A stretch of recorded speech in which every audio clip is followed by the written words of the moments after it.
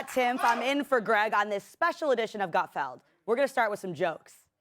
North Korea is set to open a world-class beach resort. It's like a regular beach resort, but with the added threat of famine. Starting off real grim, guys. It's almost Friday, okay. Jurassic World Rebirth opens in theaters next week. In a daring break with tradition, this latest entry in the Jurassic series features a fresh new plot where the dinosaurs go nuts and kill everyone.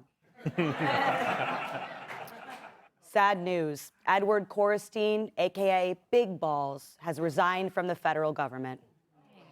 He tried to hang in there, but some speculate that he was sacked. Others say he drove everyone nuts. Regardless, he may have been too much to swallow. Don't worry, I'm done. Okay.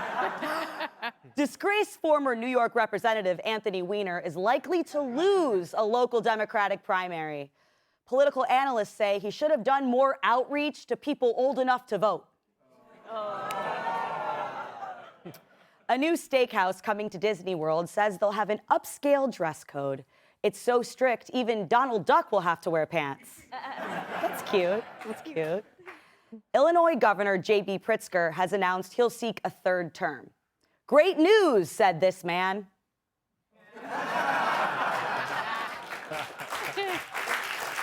And finally, the NATO chief called Donald Trump daddy. When asked why, Trump replied, "Because they expect me to pay for everything."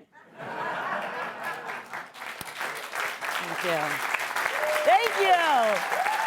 Thank you. So we are now 5 days out from the U.S. strikes on nuclear sites in Iran. And we're still a few weeks out from the people who are on the Love Island villa without their phones having any idea that that even happened. Depriving us of Ace Green's opinions about enriched uranium. So sad. The strikes happened on a Saturday, which, by the way, meant that we here on Gutfeld didn't get any days off of work over it, which Joe Mackey complained about a lot. He said he's having trouble finding time for all the hot babes who want to date him. Anyway, things have calmed down for now as the ceasefire between Israel and Iran seems to be holding up, which is great. Although I did cancel my booze cruise from Tel Aviv to Tehran. Just in case. But in the heat of it all, people argued about what President Trump should or shouldn't do. It's like when Greg and I argue about making Bethany Frankel a permanent guest. I'm pro. We saw differing reports about the impact of the strikes themselves also. CNN ran with a leaked DIA low confidence report, which said the strikes only set Iran's nuke program back months. The Pentagon has since refuted that, calling it a historically successful attack, and released file footage of how the 30,000-pound bunker buster bombs actually work. And sure enough, CNN rolled out the Hamburglar to do damage control. There's so much more reporting to do on this topic. This is a very complex matter, even though Trump tried to make it sound simple on Saturday night. It's really important to note what CNN did not report. CNN did not report that this mission was a failure. Far from it. It may have turned out to be a tremendous success. We just don't know all the facts yet, and neither does the U.S. government. And then there's good old reliable Morning Joe warning his media cronies to be careful about being played. We also need to take a deep breath here ourselves. We also have to be cautious about being played by people inside the intel community who want to get their message out. That's why waiting to see what happens actually and not drawing too many conclusions makes sense. And that, of course, not only is the best practice for the White House and for the president, that's the best practice for the media as well. You think? I mean, remember, this is the guy who ridiculed people who suggested that Joe Biden might not be doing okay, calling him the best Biden ever 3 months before he dropped out of the race. Sure, there's such a thing called fog of war, but the media will turn the fog of war into a cluster fog. Think about everything they got wrong or lied about. COVID, Russiagate, the Covington kid, Hunter's laptop, and of course, maybe the biggest scandal of all, ignoring Biden's decline. So we should look at the current situation through the lens of all of that stuff. In other words, it's okay to be skeptical. You can admit if you have doubts about how this is going to shake out. You can believe that Iran was close to having nukes and we destroyed all of it. You can believe that they were close and we maybe didn't get everything. But most importantly, you don't have to blindly trust anyone. Basically, if the government and the legacy media were your spouse, it would be okay to be tempted to use their face to unlock their phone while they slept and go through it every night. Not that I condone that or cheating, but if you are cheating, you might want to turn off your Face ID. So yeah, we've been burned too many times to not have questions or to not be suspicious that we've seen the end of the conflict. The reason? Trump summed it up perfectly. You know what? We basically have two countries that have been fighting so long and so hard that they don't know what the they're doing. Yeah, can we agree that was awesome, right?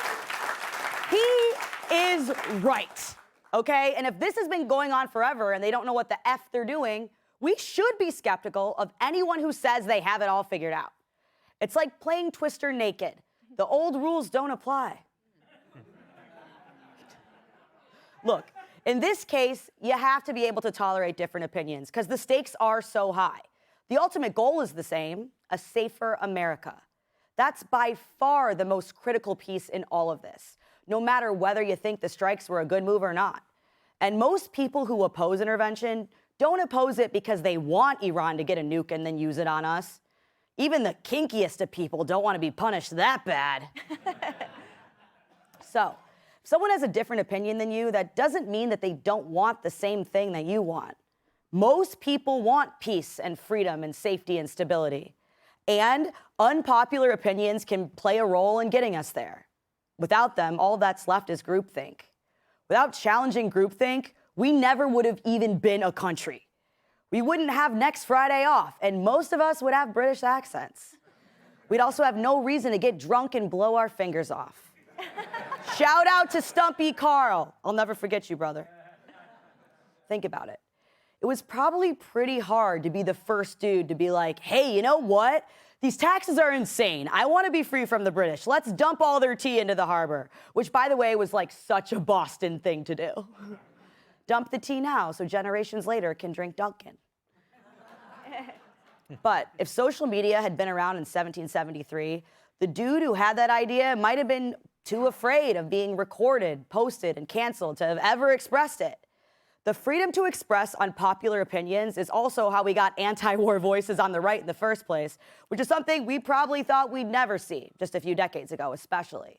So, if someone says they don't agree with you, embrace it and invite them to spill some tea together.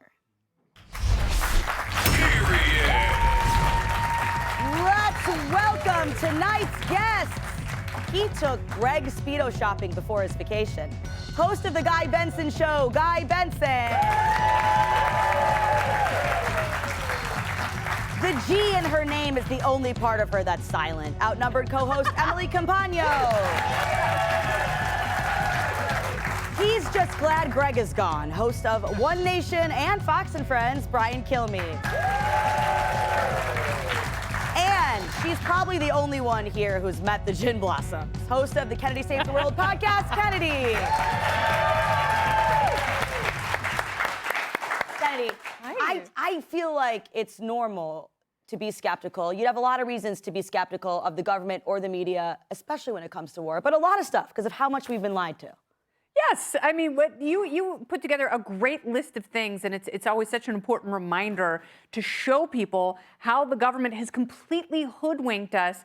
And if it weren't for skeptics, we would all still be standing 6 feet apart from each other, wearing masks. Yeah, absolutely. And thank God there were people who put their careers and their reputations on the line to challenge the status quo, and that's absolutely fine. And it's also okay to say, I don't want to get us into another war that we don't have a terminus for. Yeah. And I really hope to God that this was completely successful, that this was surgical, and this is the way the military will keep us safe going forward. That would be amazing. But unfortunately, the thing that we still need to determine that is time. And I hate to give Brian Stelter any credit for anything because he really is a giant human potato who's obsessed with Emily Compagno in a really, really creepy and unsettling Really? way. I did not know that. I did Oh say my spill God. the tea. Like in front of his wife, he's like, Emily, I'm your biggest fan. And I was like, get away from her. Like, you are literally 2 inches and a half a glass of Chardonnay away from humping her leg. Wow. Please You stop never right get now. to hear these stories on your shows, Kilmeade. Right, no. But the point is, like, yes, we still do need time, and it is okay to have faith in the military, and it's also okay to question the security apparatus of this country because in the past, they have spied on us and they have lied to us. Yep. So hope for the best, but always be skeptical of what could be the worst. I agree, yes. Thank you. Thank you. I agree. Emily, you said in the green room that you have an unpopular opinion that you feel really strongly about. Yes, and I'm gonna say it. Okay. That on the airplane, Oh, God. first of all, I am in the window seat, and the shade is up.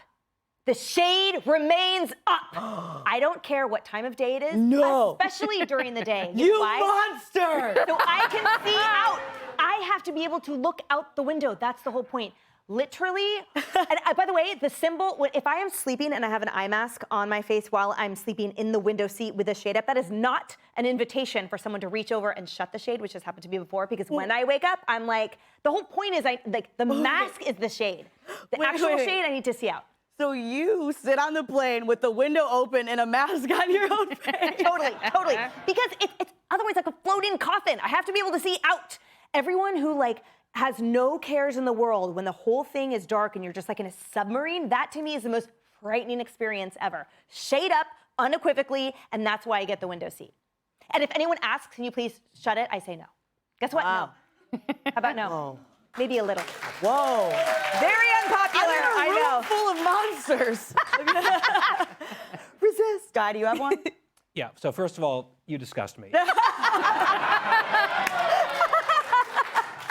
So this is a true story. About 10 years ago, I had my book out with Mary Catherine Ham, and we hung out with a CNN personality. Okay. And we'd had a few drinks, and this person suggested, let's go around the group and admit our unpopular opinions that we would never say publicly. I'm like, I don't know you, I don't trust you, I'm definitely not gonna tell you my secret opinions. So I sort of finessed it.